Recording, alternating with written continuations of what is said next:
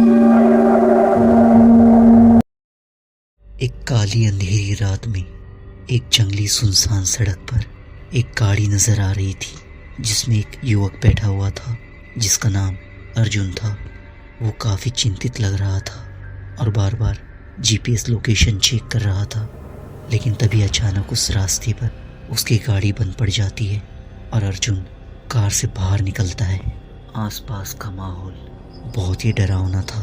हर तरफ काला अंधेरा और सन्नाटा फैला हुआ था। उस रास्ते के किनारे सिर्फ एक लाइट टिमटिमा रही थी और पूरा इलाका सुनसान पड़ा हुआ था, लेकिन फिर भी अर्जुन अपने फ़ोन में जीपीएस की लोकेशन देख रहा था। तभी उस सुनसान सड़क पर धीमे धीमे कदमों से चलने लगता है। जैसे जैसे वो आगे चल रहा था उसकी सांसें तेज हो रही थी। तभी उसे एक ठंडी फुसफुसाहट सुनाई देती है जिसे सुनकर अर्जुन और भी डर जाता है और जैसे ही वो मुड़कर पीछे देखता है। हेलो मेरी प्यारी सी यूट्यूब फैमिली, कैसे हो आप सब लोग। हर इंसान के साथ अपने कॉलेज दिनों में ऐसा ज़रूर होता होगा कि किसी एक पर्सन के लिए हमारी चाहत बहुत ज़्यादा बढ़ जाती है, लेकिन क्या हो अगर वो चाहत इतनी हदें पार कर दे कि इसमें पैरानॉर्मल एक्टिविटीज़ भी शामिल हो जाए। आज की कहानी हमारी इसी बारे में है, तो वीडियो को कंप्लीट ज़रूर देखिएगा और बिना टाइम वेस्ट किए चलिए आइए स्टोरी को स्टार्ट करते हैं। सुबह के 9 बजे एक भीड़ भाड़ वाला कैफ़े जिसमें अर्जुन बैठा हुआ था, वो किसी का इंतज़ार कर रहा था। तभी उस कैफ़े में एक लड़की एंटर होती है जो कि बहुत ही खूबसूरत थी और उसका नाम रिया था, जो कि अर्जुन की गर्लफ्रेंड थी। रिया आकर अर्जुन के पास बैठ जाती है और दोनों ही कॉफ़ी पीते हैं। रिया बहुत ही खूबसूरत लग रही थी और अर्जुन उसकी काफ़ी तारीफ़ें कर रहा था, लेकिन रिया की आंखों में एक रहस्यमय चमक थी। उसके गले में हमेशा एक चांदी का पेंडेंट होता था जो अर्जुन को बहुत आकर्षित करता था। अर्जुन मुस्कुराते हुए तभी उससे पूछता है, तुम हमेशा ये पेंडेंट क्यों पहनती हो? लेकिन अचानक रिया शांत हो जाती है और कुछ जवाब नहीं देती। उसकी नज़र बस एक सामने वाली खाली चेयर पर रुकी हुई थी। रिया उस चेयर को एकटक देख रही थी। अर्जुन देखता है कि रिया उस चेयर की तरफ देख रही है, तो एक चुटकी बजाकर उसका ध्यान भटकाता है और उससे पूछता है, क्या देख रही हो उधर? लेकिन रिया कुछ जवाब नहीं देती और वो दोनों वहाँ से एक पार्क में टहलने चले जाते हैं।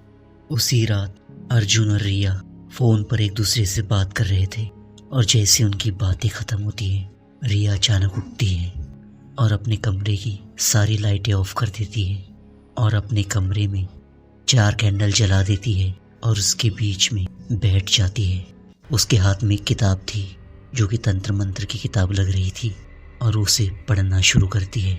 उसकी आंखों में एक अजीब सी चमक थी और वो उस किताब को किसी अज्ञात भाषा में पढ़ रही थी। जैसे जैसे वो मंत्र पढ़ रही थी तभी उसके रूम में बहुत सी हलचल होने लगती है।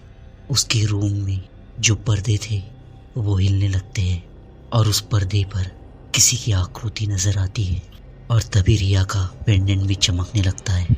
रिया अपने तंत्र क्रिया में व्यस्त थी, लेकिन तभी उसके फ़ोन पर अपने आप कुछ हलचल होने लगती है और इधर अर्जुन जो कि सो चुका था तभी उसका फ़ोन बज उठता है और वो देखता है कि उस पर एक SMS आया है जिस पर एक लोकेशन नज़र आ रही थी और उस मैसेज में लिखा हुआ था, प्लीज़ जल्दी से इस एड्रेस पे आ जाओ, मुझे एक ज़रूरी बात करनी है। अर्जुन उस नंबर पे कॉल करता है लेकिन उस तरफ से रिस्पॉन्स नहीं मिलता और वो मैसेज रिया के नंबर से आया था। तभी अर्जुन अचानक डर जाता है कि रिया मुझे इतनी अर्जेंसी में क्यों बुला रही है और वो बिना सोचे अपनी कार लेकर निकल पड़ता है। अर्जुन उस जंगली रास्ते पर आ चुका था और उसकी कार भी ख़राब हो चुकी थी। उसे बस रिया की फिक्र थी कि कैसे भी उसकी लोकेशन मिल जाए। वो धीमे धीमे कदमों से सड़क पर चलता जा रहा था। तभी उसे अपने पीछे किसी के होने का एहसास होता है। जैसे वो मुड़कर देखता है तो दूर झाड़ियों में उसे किसी का साया नज़र आता है। वो साया पूरा काला नज़र आ रहा था और काफ़ी विशाल भी था, लेकिन अर्जुन हिम्मत करके उस साये की ओर बढ़ता है। धीरे धीरे अर्जुन उन झाड़ियों के करीब जाता है और उन झाड़ियों को पार करके उसे सामने एक घर नज़र आता है और अर्जुन जब अपने फ़ोन को चेक करता है तो जीपीएस भी उसी घर की लोकेशन दिखा रहा था जहाँ उसे पहुंचना था। अर्जुन जैसे उस घर के अंदर जाता है, उस घर के अंदर उसे बहुत से जले हुए निशान दिखते हैं और उस घर का हाल देखकर ऐसा प्रतीत हो रहा था कि ये घर बहुत सालों से बंद पड़ा हुआ है।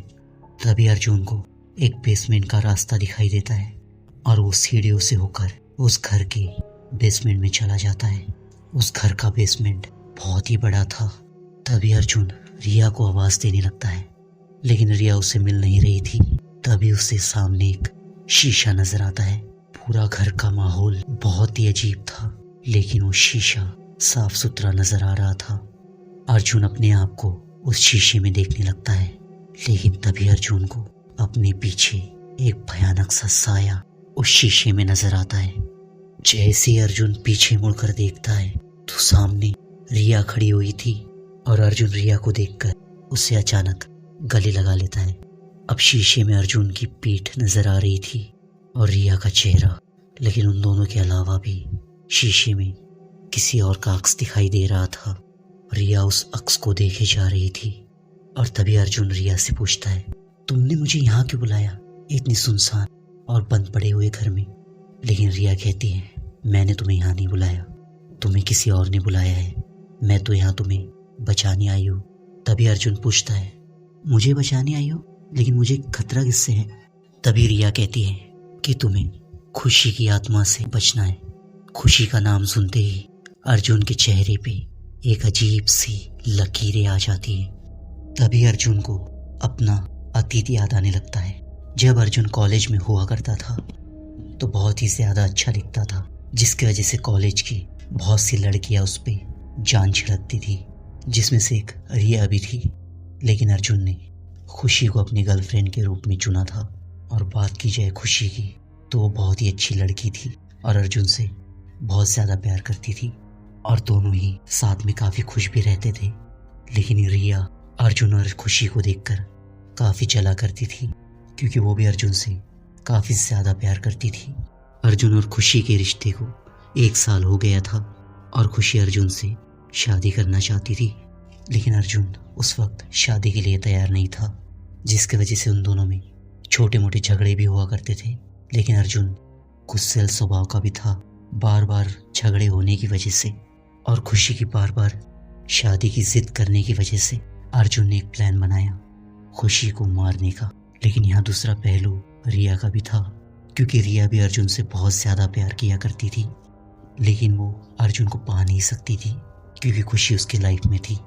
इसलिए रिया ने तंत्र मंत्रों का सहारा लेना शुरू किया और उसने तंत्र मंत्र सीखा। अर्जुन खुशी को मारना चाहता था और इसलिए वो प्लान के हिसाब से खुशी को घुमाने एक खाई के पास लाता है। वहाँ का नेचर काफी अच्छा था, इसलिए दोनों फोटोज लेने लगते हैं।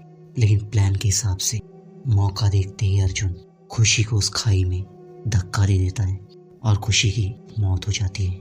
और उस घटना के बाद कुछ महीने बीत जाते हैं, लेकिन रिया इस बात से बेखबर थी कि खुशी मारी जा चुकी है। वो बस अपने काले जादू के तंत्र मंत्र सीखने में व्यस्त थी और जैसे वो पूरी तरीके से सीख जाती है, उन प्रक्रियाओं का इस्तेमाल करके एक आत्मा को बुलाती है। लेकिन ताज्जुब की बात ये थी कि वो आत्मा खुशी की थी। लेकिन आत्माओं का खेल इतना खतरनाक होता है कि उनसे बचने के लिए खुद को भी महफूज रखना बहुत ज़रूरी होता है। इसलिए रिया अपने गले में हमेशा चांदी का पेंडेंट पहना करती थी, जो कि वो इस आत्मा से खुद को बचा पाए। लेकिन कुछ ही दिनों में रिया को पता चल जाता है कि जिस आत्मा को उसने बुलाया है वो खुशी की थी। और जैसे ही वो कॉलेज में जाती है तो अर्जुन बहुत ही रिलैक्स था अपनी ज़िंदगी में और धीरे धीरे रिया और अर्जुन की दोस्ती भी होती है और रिया अर्जुन की गर्लफ्रेंड बन जाती है। लेकिन रिया हमेशा ये भी कोशिश करती थी कि वो खुशी की आत्मा से अर्जुन को भी बचा सके। लेकिन आज की रात एक अमावस्या की रात थी, जिस दिन खुशी की आत्मा अर्जुन को मारना चाहती थी। रिया के तंत्र मंत्र की प्रक्रियाओं में व्यस्त होने की वजह से रिया के फोन से अर्जुन को मैसेज करके यहाँ बुलाया था और रिया अर्जुन को ये सारी सच्चाई बताती है कि गलती से मुझसे खुशी की आत्मा वापस बुलाई गई है। जैसे जैसे अर्जुन सुन रहा था तभी उन दोनों के सामने खुशी की आत्मा आ जाती है सामने खुशी की भयानक आत्मा खड़ी हुई थी, जिसके चेहरे पर एक बहुत ही डरावनी स्माइल थी, लेकिन आंखों में आंसू थे, क्योंकि सामने उसके वो इंसान खड़ा था जिसने उसे मारा था। लेकिन अर्जुन को समझ नहीं आ रहा था कि इसी घर में खुशी की आत्मा ने उसे क्यों बुलाया।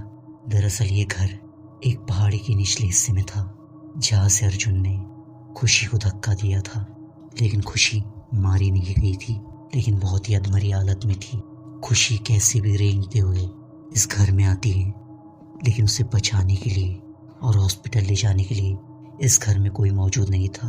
और काफी तड़पने के बाद इस घर में खुशी की मौत हुई थी, जिसकी वजह से खुशी की आत्मा ने अर्जुन को यहाँ बुलाया था। लेकिन रिया के प्यार में इतना पागलपन था कि जब अर्जुन ने रिया को गले लगाया था तो उसने अपने गले का पेंडेंट अर्जुन को पहना दिया था। और जैसे ही खुशी की आत्मा अर्जुन के गले में वो पेंडेंट देखती है, वो इतनी क्रोधित हो जाती है कि जिसकी वजह से उस घर की जमीन हिलने लगती है। लेकिन भयानक खुशी की आत्मा को आज एक जान तो ले ही जानी थी, इसलिए वो धीरे धीरे रिया की ओर बढ़ने लगती है। और अर्जुन देखता है कि खुशी की आत्मा रिया की तरफ बढ़ रही है, और अर्जुन और खुशी की आत्मा के आंसू देख रहा था। उसे अपनी गलती का एहसास होता है कि खुशी ने तो उससे प्यार ही किया था। वो अर्जुन के साथ अपनी जिंदगी ही बिताना चाहती थी, लेकिन उसी ने उसकी जान ले ली थी। और दूसरी तरफ रिया थी, जो कि ये सब जानते हुए भी अर्जुन की जान बचाने के लिए खुद की जान को जोखिम में डाल रही है। इसलिए अर्जुन अपने गले का पेंडेंट रिया के गले में डाल देता है, जिसकी वजह से खुशी की क्रोधित आत्मा अर्जुन की ओर बढ़ जाती है और अर्जुन को मार देती है। और जैसे अर्जुन मारा जाता है, खुशी यहाँ अर्जुन के शरीर के पास बैठकर रोने लगती है। अर्जुन को उसके किए की सजा मिल चुकी थी और खुशी की आत्मा भी अपना बदला पाकर यहाँ से मुक्त हो चुकी थी। अगर आपको ये स्टोरी अच्छी लगी हो तो please like, share and subscribe.